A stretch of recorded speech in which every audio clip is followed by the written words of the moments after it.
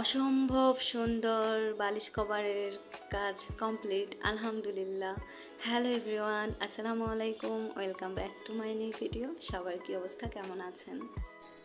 আশা করছি যে যেখান থেকে আমার আজকের ভিডিওটি দেখছেন সবাই অনেক বেশি ভালো আছেন। আর আপনি যদি ভালো থেকে থাকেন তাহলে অবশ্যই ভিডিওটি সম্পূর্ণ দেখবেন। ভিডিওটি স্কিপ করলে আপনি কিন্তু মিস করে যাবেন এত সহজে এত কম সময়ে আমি কিভাবে এত সুন্দর বালিশ কভার কমপ্লিট করে নিলাম।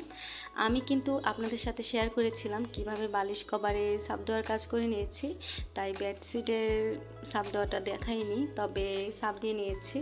এই যে দেখেন আমি কিন্তু বালিশ কভার কমপ্লিট করে ফেলেছি।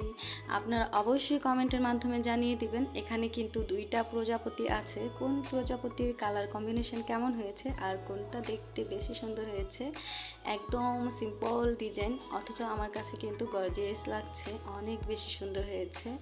আসলে ক্যামেরায় কেমন দেখা যাচ্ছে আমি জানি না, তবে বাস্তবে দেখতে এত সুন্দর হয়েছে, মানে একদম সহজে যে এত সুন্দর একটা ডিজাইন করা যাবে আমি তো ভাবতেই পারিনি।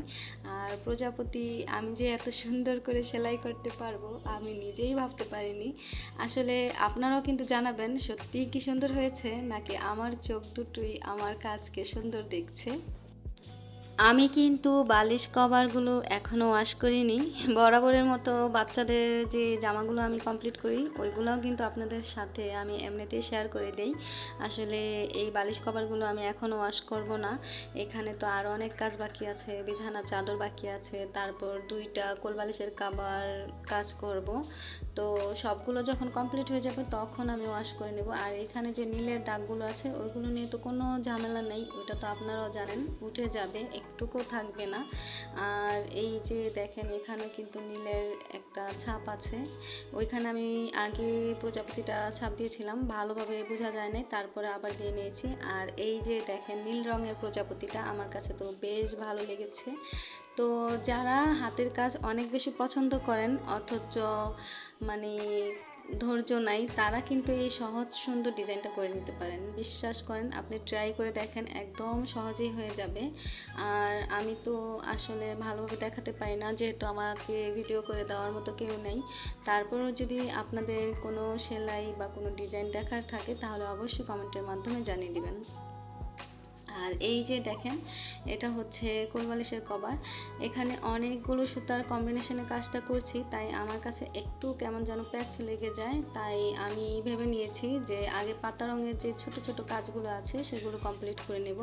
দেখা যায় ফুলের কাজটা করতে গেলে এখানে পাতা রঙের সুতার কাজ থাকে একটুখানি, তো ভাবলাম আগে পাতা রঙের কাজটা শেষ করে তারপর হচ্ছে বাকি কাজগুলো করব, এতে করে অনেকটা বেশি সহজ হয়ে যায়। কারণ বারবার মানে সুতা চেঞ্জ করা অনেক বেশি ঝামেলার, আবার অনেকগুলো সুইয়ে সুতা লাগিয়ে নিলেও কেমন যেন অনেক সময় হারিয়ে যায়, এলোমেলো হয়ে যায়। তাই আমি পাতা রঙের কাজটা আগে করে নিলাম।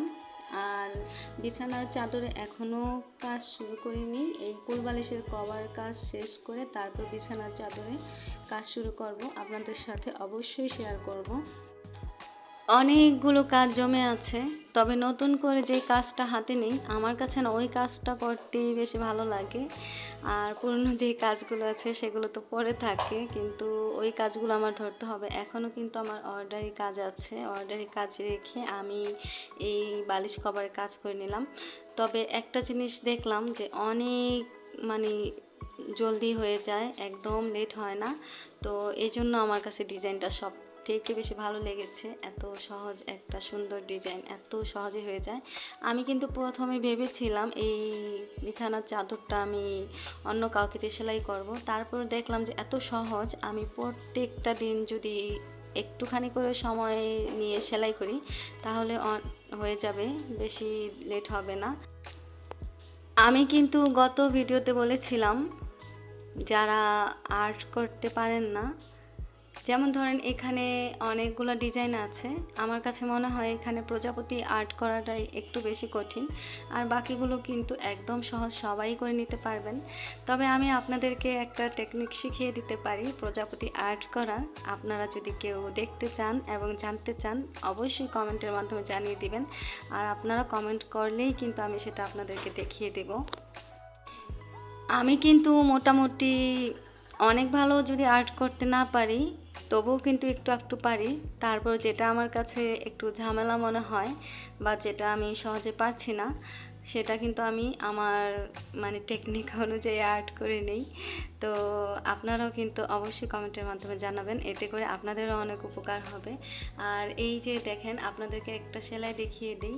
এখানে কিন্তু এটা একটা ছোট্ট ডিজাইন, মানে লাভ ডিজাইন। তো এই সেলাইটাও কিন্তু একদম সহজ সেলাই দিয়ে আমি সেলাই করে নিচ্ছি। আমি কিন্তু প্রজাপতিটাও একদম সহজ একটা সেলাই দিয়ে সেলাই করে নিয়েছি। মানে আমি যেই সেলাইগুলো জানি, কিছু সেলাই 2-3টা, ওই সেলাইয়ের ভিতরেই আমি দিয়ে সেলাই করে নিয়েছি। তো অনেক সময় অনেকে মনে করেন যে একটু ছোট বড় হয়, এলোমেলো হয়, সেটা কেমন দেখা যায়।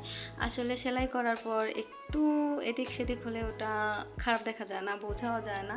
আপনি যেমন পারবেন তেমনই সেলাই করেন, কোনো সমস্যা নেই। যাই হোক, ভিডিওটি যারা দেখছেন এবং এখনও আছেন, ভিডিওটি দেখার পর যদি ভালো লেগে যায় তাহলে অবশ্যই একটি লাইক দিয়ে দিবেন। আর আপনি যদি আমার চ্যানেলে নতুন হয়ে থাকেন, চাইলেই চ্যানেলটিকে সাবস্ক্রাইব করে নিতে পারেন। আর আপনি যদি অলরেডি কাজটি করে থেকে থাকেন তাহলে আপনাকে জানাই অসংখ্য ধন্যবাদ।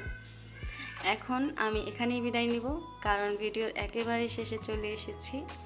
তবে আবার নতুন কোনো ভিডিও নিয়ে ইনশাল্লাহ চলে আসব। সে পর্যন্ত সবাই খুব বেশি ভালো থাকবেন, সুস্থ থাকবেন, নিজের অনেক বেশি খেয়াল রাখবেন। আল্লাহ হাফিজ, আসসালামু আলাইকুম।